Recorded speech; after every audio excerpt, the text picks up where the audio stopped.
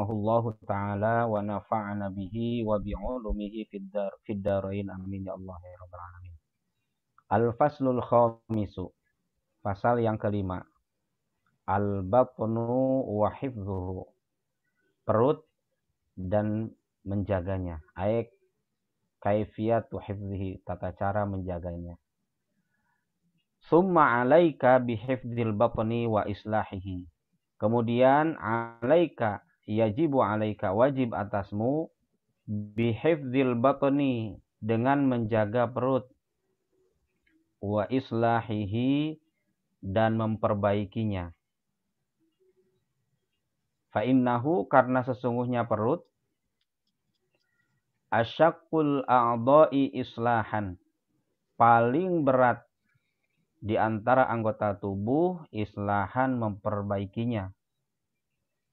Alal mujtahidi, atas orang yang bersungguh-sungguh di dalam ibadah.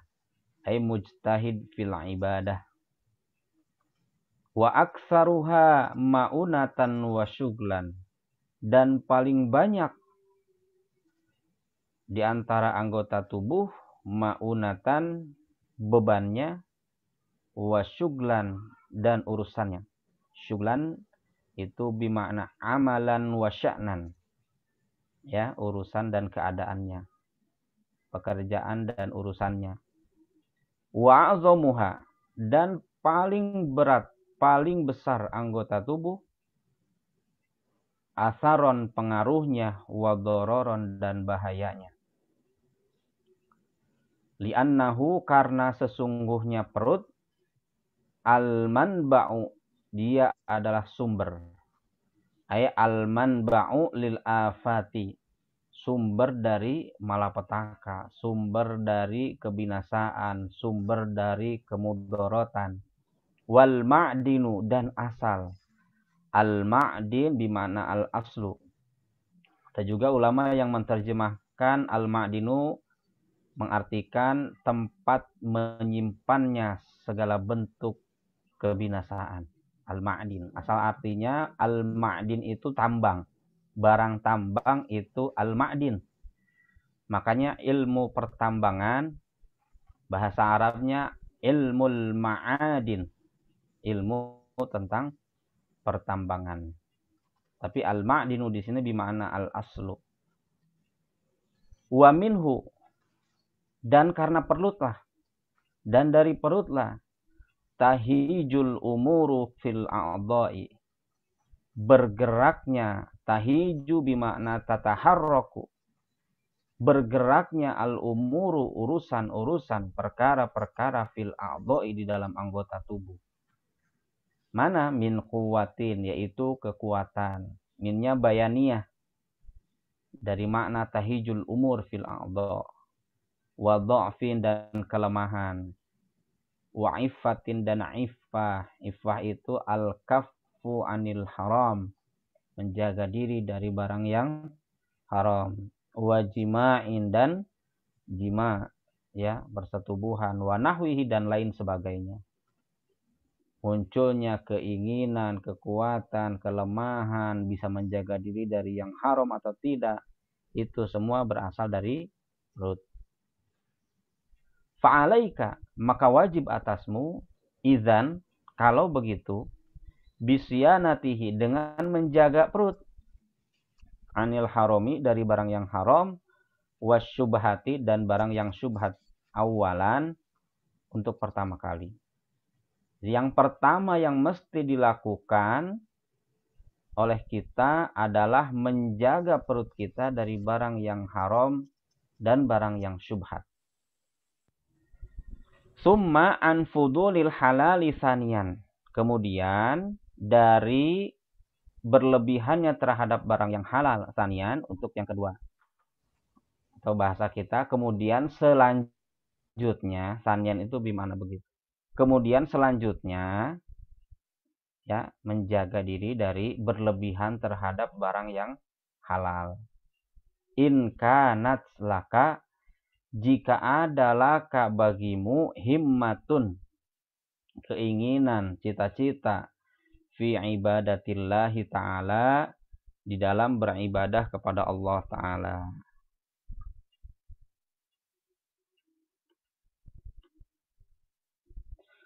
Ammal haramu wasyubhatu, adapun haram dan syubhat, fa innama, maka sesungguhnya hanya saja yalzamuka, wajib atasmu menjaga diri dari yang haram dan syubhat, li salasati umurin, karena tiga alasan.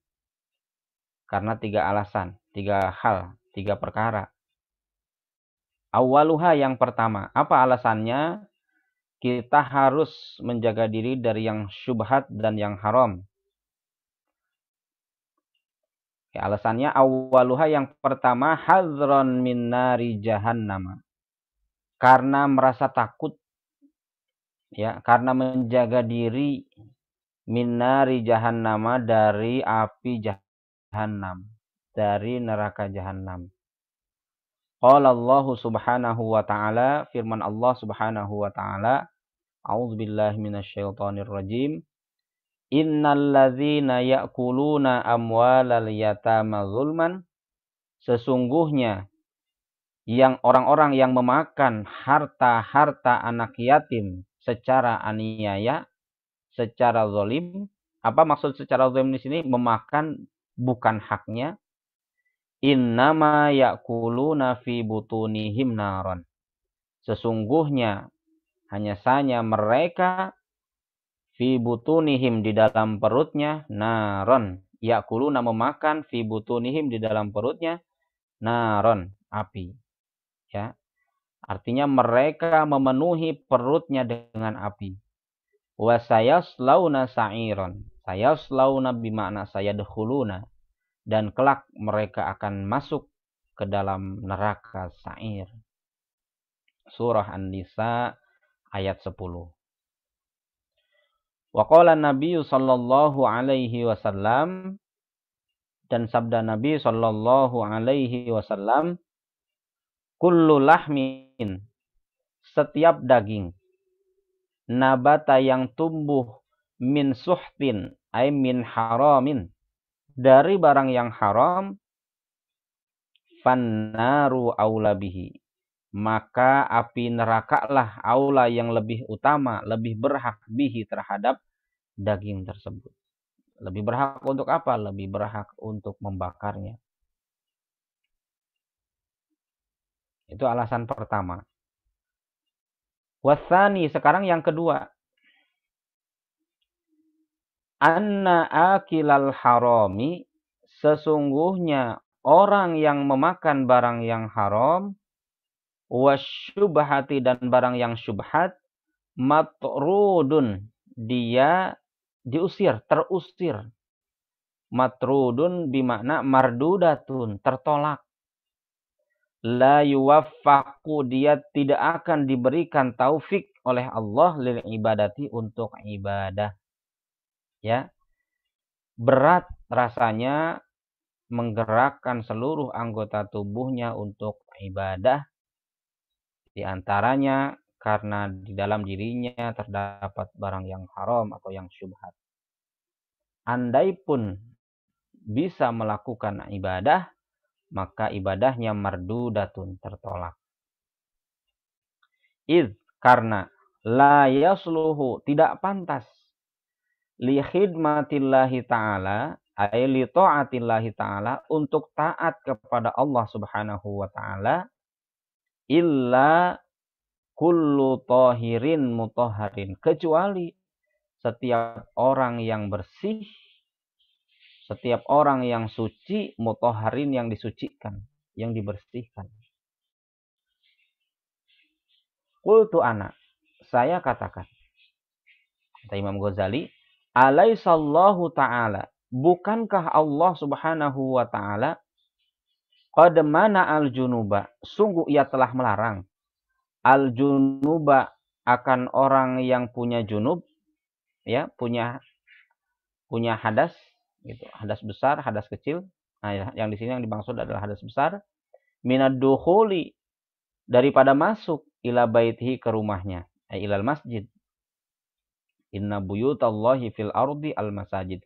Karena sungguhnya rumah-rumah Allah di muka bumi ini adalah masjid. Wal muhditha, dan Allah melarang orang yang berhadas an massi kitabihi, daripada menyentuh kitabnya, kitab sucinya Al-Qur'anul Karim.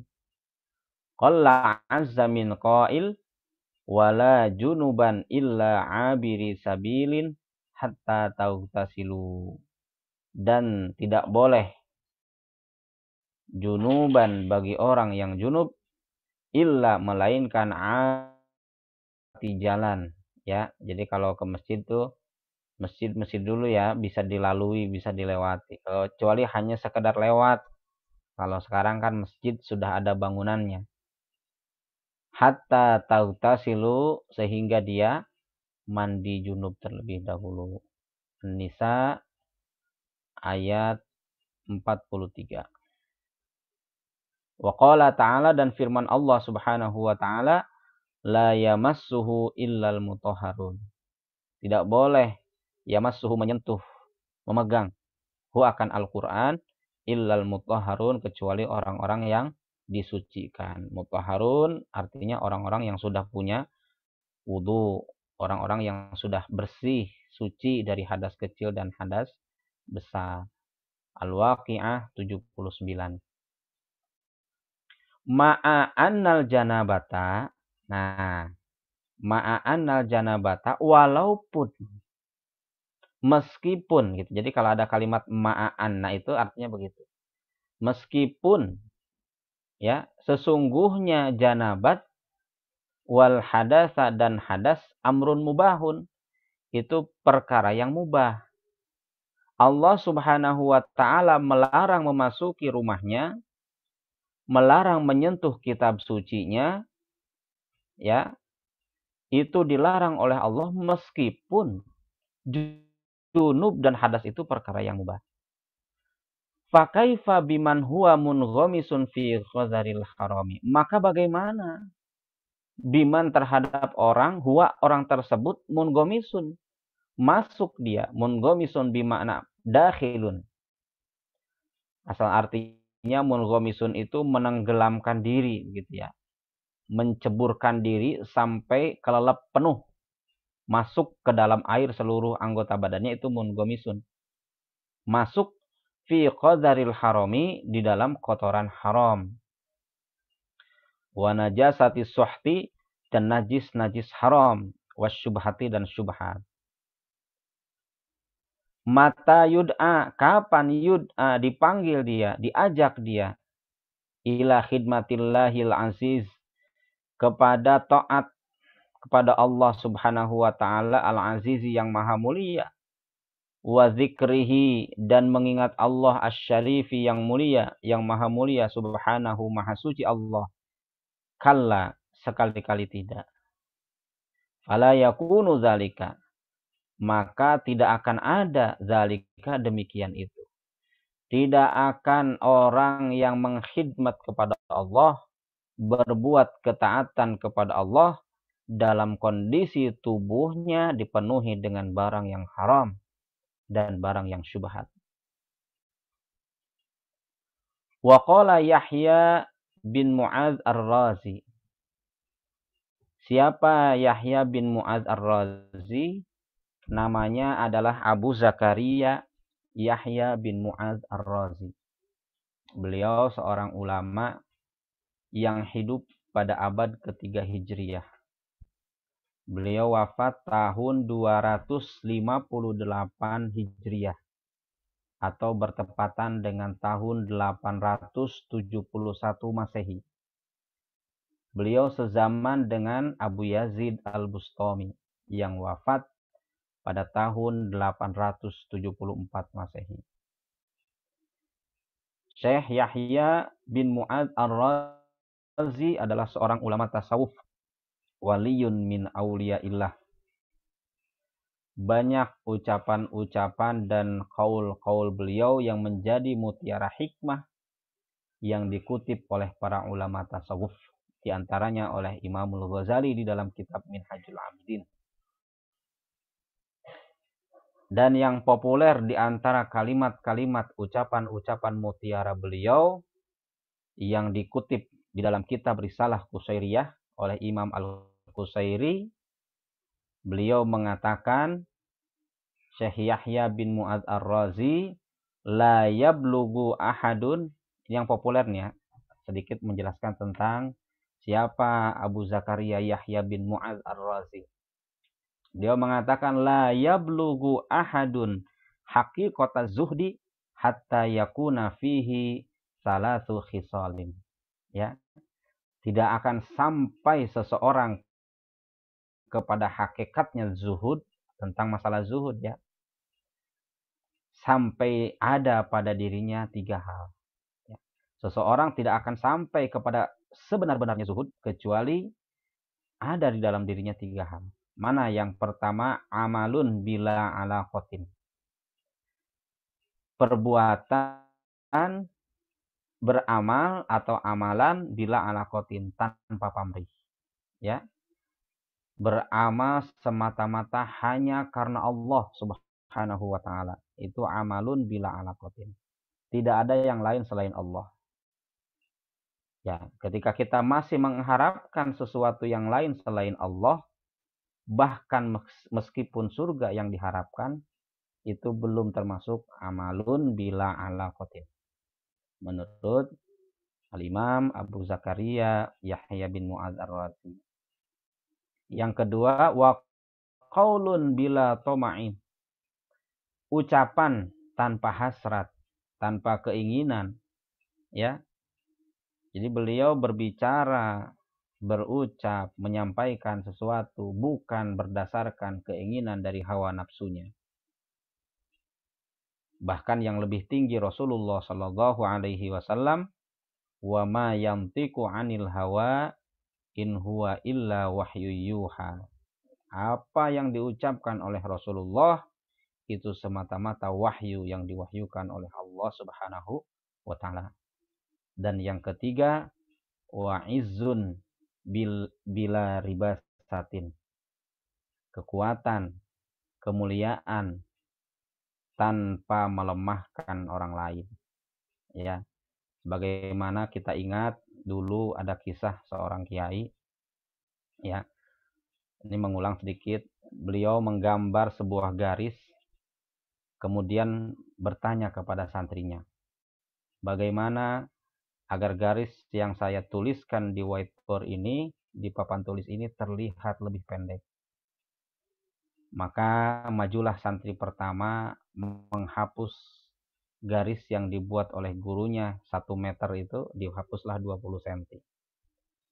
Kemudian dia duduk, siapa lagi, ada yang lain? Maka maju santri yang kedua, menghapusnya lagi 20 cm. Sehingga total garis yang tadinya dibuat oleh gurunya 1 meter atau 100 cm, tinggal 60 cm. Maka majulah santri yang ketiga, dan santri yang ketiga ini tidak menghapus garis yang dibuat oleh gurunya, justru membuat garis baru di bawahnya sepanjang 1 meter 20 cm. Maka gurunya menjelaskan, nah, untuk menjadi orang hebat, untuk menjadi orang kuat, untuk menjadi orang sukses, tidak perlu kita dengan cara merendahkan orang lain, menghinakan orang lain, melemahkan orang lain, menjatuhkan orang lain. Tapi cukup dengan cara mengembangkan potensi yang ada dalam diri kita. Itu makna dari garis yang dituliskan oleh sang kiai sebagai nasihat bagi murid-muridnya, agar jangan sampai kekuatan yang dimilikinya melemahkan orang-orang yang ada di sekitarnya. Nah, itu diantara pernyataan yang populer dari Al-Imam Abu Zakaria Yahya bin Mu'adz Ar-Razi. Beliau lahir tahun 830 Masehi.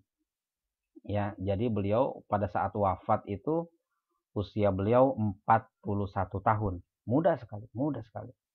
Ya, tapi kemasyhurannya, kewaliannya, keulamaannya wabil khusus dalam bidang tasawuf diakui oleh para ulama dunia. Apa yang dikutip oleh Imam Al-Ghazali di dalam kitab Minhajul Amidin terhadap pernyataannya Imam Abu Zakaria Yahya bin Mu'adz Ar-Razi? Kata beliau, at-ta'atu mahzunatun. Ketaatan itu adalah gudang. Ya, mahzunah itu tempat penyimpanan atau gudang. Fi khazainillahi, ya, di antara gudang-gudangnya Allah Subhanahu wa taala. Ya. Khazain, gudang-gudang perbendaharaannya Allah Subhanahu wa taala. Wa miftahuha, dan kuncinya untuk membuka tempat tersebut ad-du'a'u adalah doa. Ya, jadi kita tidak bisa istiqomah taat kepada Allah Subhanahu wa taala melainkan kita banyak berdoa, memohon kepada Allah agar bisa terus dalam keadaan taat. Wa asnanuhu, dan gigi-giginya itu kunci. Ya, kunci kan suka ada gigi-giginya tuh. Al halalu adalah barang yang halal. Jadi ketika kita masukkan gigi-giginya enggak pas, bukan kunci yang sebenarnya, tidak akan terbuka. Fa idza lam yakun lil miftahi asnanun. Maka apabila tidak ada lil miftahi bagi kunci-kunci, lil miftahi bagi kunci asnanun gigi-giginya, fala yanfatihul babu, maka tidak akan bisa membuka, tidak akan bisa terbuka al-babu oleh pintu. Wa idza lam yanfatih, dan apabila tidak bisa terbuka babul khizanati oleh pintu perbendaharaan, pintu gudang, kaifa yasilu, maka bagaimana mungkin sampai ila ma fiha minat ta'ati, kepada sesuatu fiha, pada itu khizanah, minat ta'ati, daripada ketaatan. Ya. Bagaimana mungkin dia bisa sampai kepada hakikatnya ketaatan kepada Allah seandainya dia tidak bisa membuka gerbangnya. Gerbangnya bisa dibuka dengan doa, kuncinya doa, tapi gerigi kunci itu adalah barang yang halal. Wasalisu, yang ketiga, anna akilal harami, sesungguhnya orang yang memakan yang haram, wasyubhati, dan yang syubhat, mahrumun, itu terhalang. Mahrumun bimana mamnuun, terlarang, terhalang. Wa ini tafaqo, dan jika bersesuaian, lahu baginya fi'lu khairin, oleh perbuatan yang baik, fahuwa mardudun alaihi, maka itu ditolak alaihi, atasnya, ghairu maqbulin, tidak diterima, minhu, darinya. Faizan, kalau begitu, la yakunu lahu min dzalika,